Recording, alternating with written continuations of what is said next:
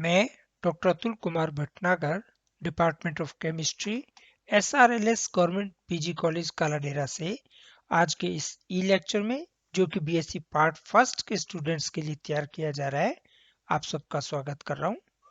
आज का जो टॉपिक है वो एडिशन रिएक्शन ऑफ 1,3-ब्यूटाडाइईन, 1,3-ब्यूटाडाइईन की योगात्मक अभिक्रिया है।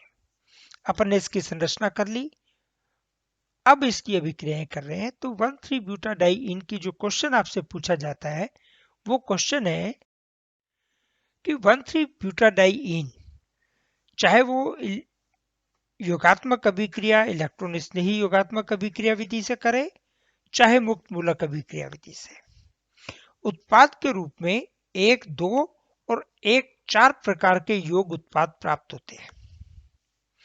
क्यों? 1,3-butadiene shows electrophilic addition reaction or free radical reaction, and as a resultant product we get 1,2 and 1,4 type of addition product. Why? तो सबसे पहले अपन इसमें डिस्कस करेंगे इलेक्ट्रॉन स्नेही योगात्मक अभिक्रिया विधि से यदि अभिक्रिया होती है, उस परिस्थिति में 1, 2 और 1, 4 प्रकार के प्रोडक्ट क्यों बनते हैं।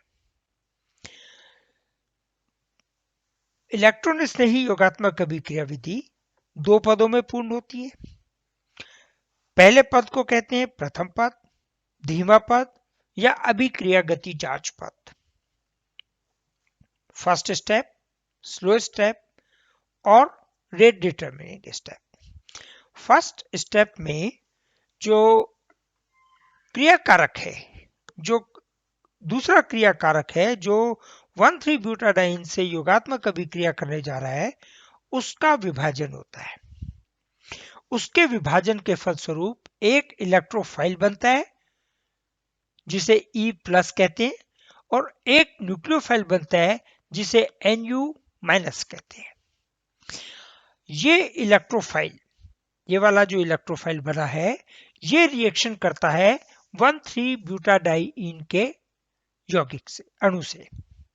ये इलेक्ट्रोफाइल आया, ये इलेक्ट्रोफाइल जब अभिक्रिया करेगा तो सिरे वाले कार्बन परमाणु पर जुड़ेगा, इस कार्बन पे या इस कार्बन पे, दोनों एक ही बात है, सिरे वाले कार्बन परमाणु है। अभिक्रिया करने पे जो उत्पाद बनेगा, इससे जो मध्यवर्ती आयन बनेगा, वो क्या बनेगा कि जो इलेक्ट्रॉन स्नेही है वो तो कार्बन से जुड़ गया, और इलेक्ट्रॉन स्नेही पे जो धन आवेश है, ये वाला, इसको अपन डिफरेंट कलर की इंक ले लेते हैं। ये जो धन आवेश बना, ये धन आवेश जाकर के जुड़ता है साथ वाले कार्बन परमाणु पर। कैसे कि ये इससे जुड़ेगा, ये बॉन्ड पेयर इलेक्ट्रॉन टूटेगा, वो कार्बन की तरफ चला जाएगा, कार्बन के ऊपर धन आवेश आ जाएगा। ये ई के साथ ये जुड़ा, या इसे और आप स्पष्ट कर लो, इस वाले को हटा दो, और यहां पे क्या आप जोड़ेंगे, ये बॉन्ड पेयर इलेक्ट्रॉन इस साइड जाएगा कार्बन की तरफ, तो कार्बन पे ऋणावेश आ जाएगा, इलेक्ट्रॉन इसने यहां जुड़ेगा, इस कार्बन से इलेक्ट्रॉन चला गया तो इस पे धनावेश आ जाएगा। सीधे शब्दों में बात करें तो इलेक्ट्रॉन स्नेही यहां जुड़ जाएगा और इलेक्ट्रॉन स्नेही का धनावेश इस कार्बन परमाणु पर आ जाएगा। मध्यवर्ती आयन क्या बनेगा, CH2E CH, जिसमें पॉजिटिव चार्ज है, CH डबल बॉन्ड CH2। अब ये जो पॉजिटिव चार्ज है, धनावेश है, वो इस कार्बन परमाणु पर जा सकता है। क्यों? क्योंकि यहाँ पे सिंगल डबल बॉन्ड एकांतर स्थिति में, तो ये धन आवेश जाएगा इस कार्बन पे, और ये वाला जो डबल बॉन्ड है ये आ जाएगा इन कार्बन परमाणुओं के बीच में। और दूसरी अनुनादी संरचना क्या बनेगी, इलेक्ट्रोफाइल, और धनावेश कहां गया, सिरे वाले कार्बन परमाणु पे। और इन दोनों अनुनादी संरचनाओं को, हाइब्रिड स्ट्रक्चर्स को, एक कॉमन स्ट्रक्चर से अपन प्रदर्शित कर सकते हैं। जिसे क्या कहते हैं, अनुनादी संकर।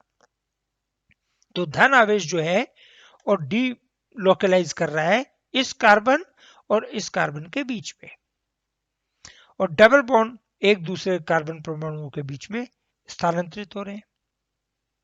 तो ये अनुनादी संकर बनने तक का पद, ये प्रथम पद है, फर्स्ट स्टेप है।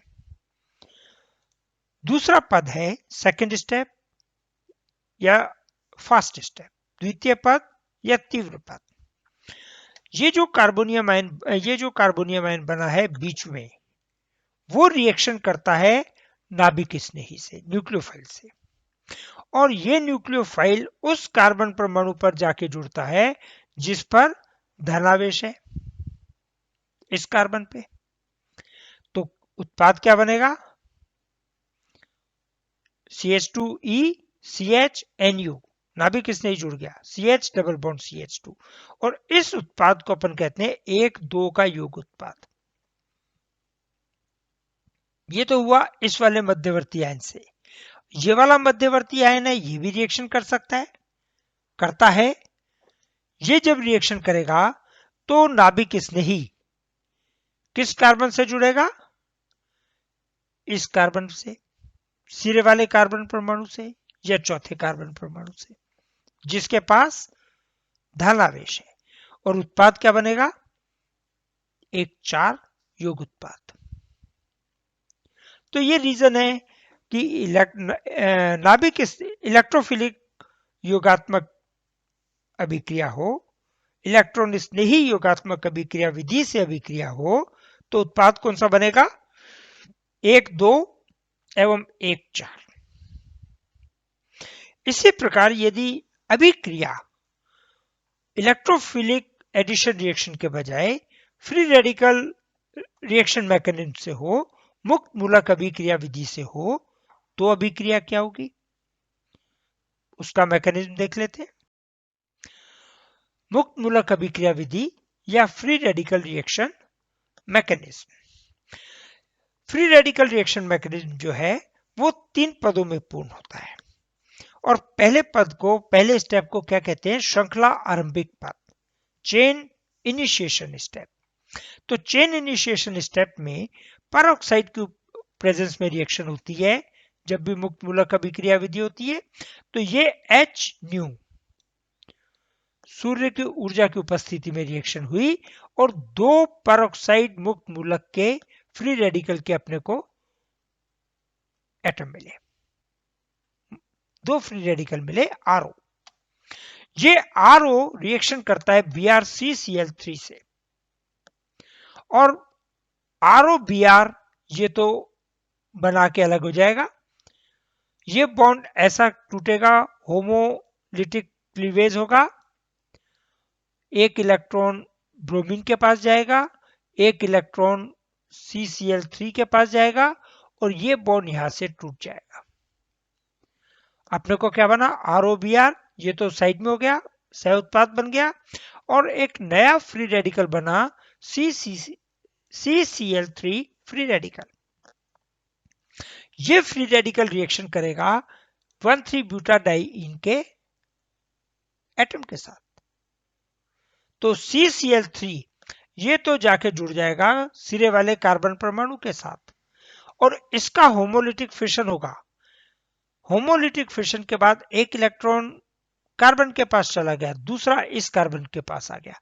तो अपन ये कह सकते हैं कि जो मुक्त मूलक का इलेक्ट्रॉन है वो इस कार्बन के पास आ गया। तो अपने पास नया मुक्त मूलक बन गया CH2CCl3CH, जिस पे एक इलेक्ट्रॉन है, CH डबल बॉन्ड CH2। ये मुक्त मूलक डीलोकलाइजेशन शो करेगा इलेक्ट्रॉन का, जो ये सिंगल इलेक्ट्रॉन है इस इलेक्ट्रॉन का, और एक रेजोनेटिंग स्ट्रक्चर बनाएगा।